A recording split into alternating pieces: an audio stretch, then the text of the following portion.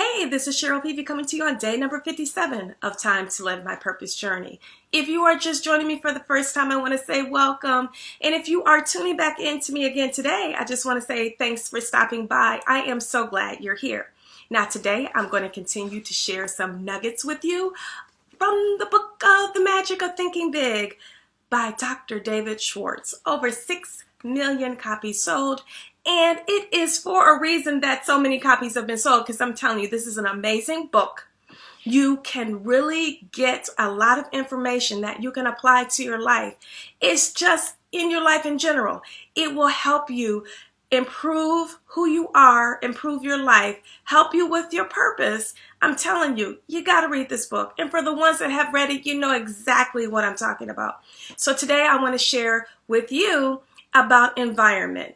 Now, the chapter that I read was really thought-provoking, because he said your environment affects who you are and affects your purpose and living the life of your dreams. Now, this is true.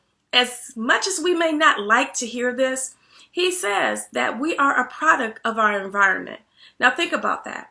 The people that we hang around, the things that have influenced us in our childhood as we have grown, and still to this day, when you think about all of that, who we are around, the company that we keep is very important.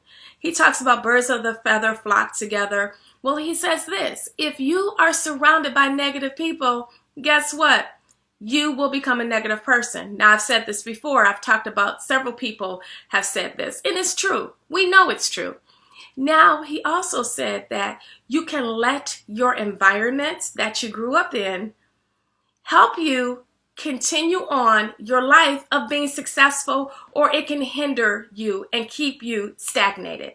Now, he talked about there's 3 different types of people, not going to say in this world, but as far as the environment is concerned. Group number 1 is the people who have just totally surrendered. And what that means is it's just a person who has decided that they can't go after their dreams. They don't know how to do it. They're not smart enough. They just don't feel that they are worthy. Think about that. And they just say, you know what? This is the job. I've been working 16, 17, 18, 19, whatever years. I'm just going to stay here, retire, and that's my life. Those are the ones who have just never tried, just totally surrendered to their dreams and said, I'm done. Now, group number 2 are considered the partial surrendered people. People who have set goals for themselves and have started to walk in those goals and meet some of the goals that they had set, but some obstacles, some hiccups, bumps, whatever you call them, have come in their path, and they started to deal with some of it. And then after a while, they got tired of dealing with the obstacles and said, you know what?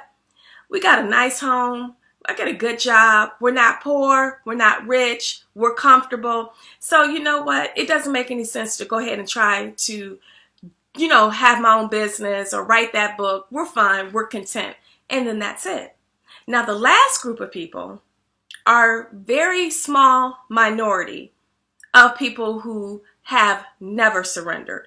He talks about those are the ones who did not allow their environment to stop them or to dictate their success.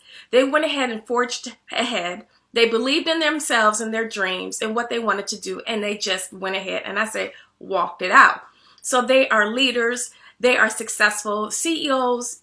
Just people who really have it together. And he says that's maybe about 3 to 5% of people who have never surrendered. So if you want to be in group number 3, I want to give you some tools can help you get to that group, stay there, and be successful. Now, you can look at your environment that you grew up in, that you're presently in, and just let it dictate your life, or you can take your environment and use it for your success. Now, he talks about the importance of your mind and that how your mindset has to be right in going towards success, which we already know that. A positive attitude, positive thoughts, creates a positive life. Your thoughts change, your mindset changes, so will your life. Now, I want to give you tool number 1. He talks about this. Do not allow negative people to influence you. Allow those negative people, the people who come to you with negative things, and what you do, you take that and let it inspire you to show them that they're wrong. Also, another tool is poison. And what he means, do not let your mind be poisoned by gossip. Do not gossip about others and do not receive gossip.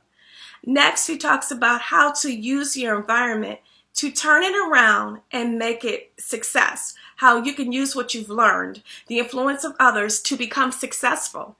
Another tool is make new friends. Join an organization. Get involved in a social orbit where you meet people who are not like you, but you can learn from others. How important it is to surround yourself with people who can take you higher, but you can learn things from them along the way. And that is so very important. Another tool he talks about is just doing everything first class. Because when I first read about that, I said, okay, what do you mean doing everything first class? He talks about how you should just, when you look at things, let's say you're going to buy a suit. You're going to buy a suit that is probably expensive so it could last a long time for the various uses that you would need it, versus buying something cheap that's going to end up not holding up. So he's saying if you're changing your mindset, and I've talked about this before, about being a very important person and how your dress reflects how people treat you with respect. So think about it. If you go first class and do everything the right way, meaning you make the decisions that are going to help you, and think about it, it's basically investing in yourself. You got to invest in yourself to be successful. So in order to invest in yourself, sometimes you have to spend a lot of money. And he's not saying, you just go out and break the bank. It's just making wise decisions and making choices of you going first class. And last, I just want to tell you this. I really never thought about how your environment can affect your life.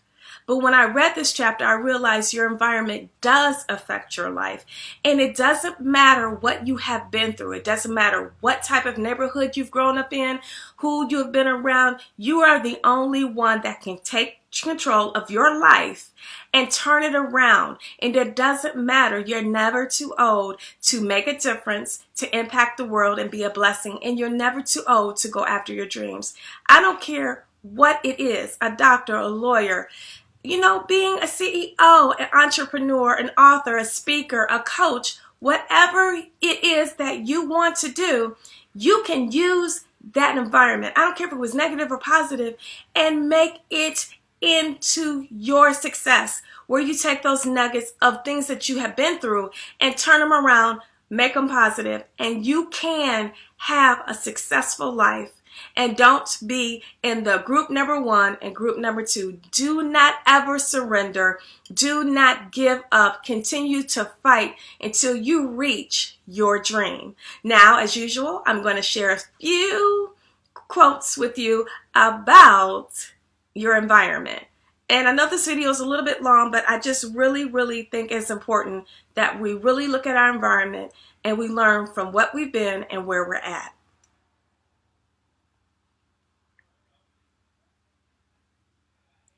The first step towards success is taken when you refuse to be a captive of the environment in which you first find yourself. You are a product of your environment, so choose You are a product of your environment, so choose the environment that will best develop you toward your objective.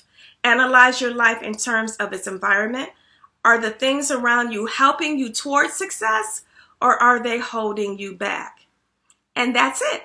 This has been Cheryl PV for day number 57 of Time to Live My Purpose Journey. I appreciate you for hanging in with me this long, but I hope that this video, this information that I've shared with you, will help you along your path of living the life of your dreams and walking in your purpose. Thanks for tuning in. I look forward to seeing you tomorrow. Bye-bye.